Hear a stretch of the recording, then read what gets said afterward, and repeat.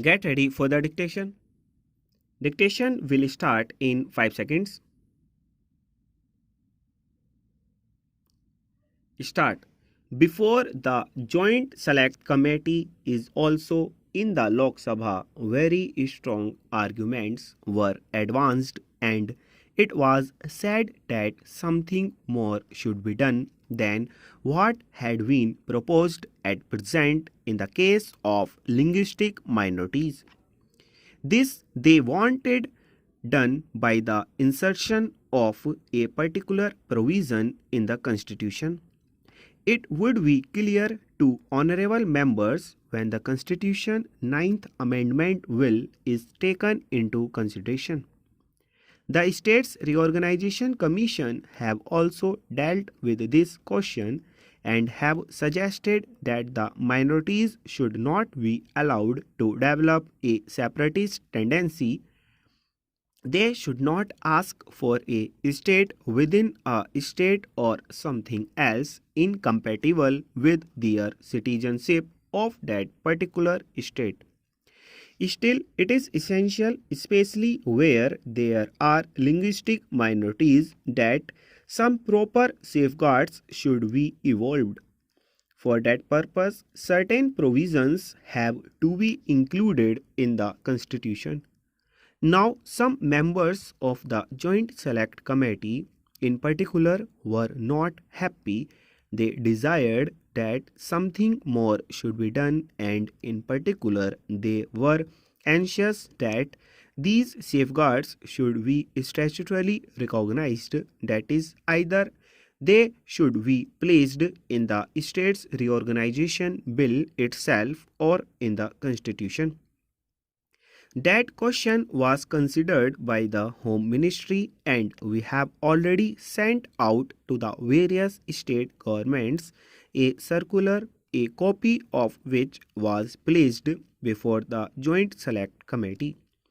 This circular has been published along with the report of the Joint Select Committee. In that, honorable members will find that certain safeguards have been suggested regarding middle or high schools, regarding concessions in respect of administrative matters, etc. It was suggested that the governor ought to have some powers of making inquiries into these matters. The governor also will be making inquiries in the light of the amendment that has been proposed in the Constitution 9th Amendment Bill.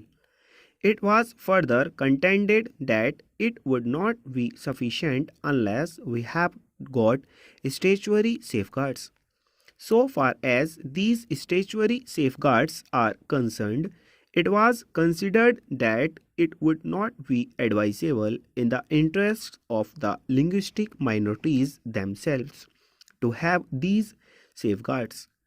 What is most important is that though certain rights have to be safeguarded to the minorities, they have to develop a sense of oneness and harmony with the rest of the population, and the rest of the population also should not believe that these people have got separatist tendencies.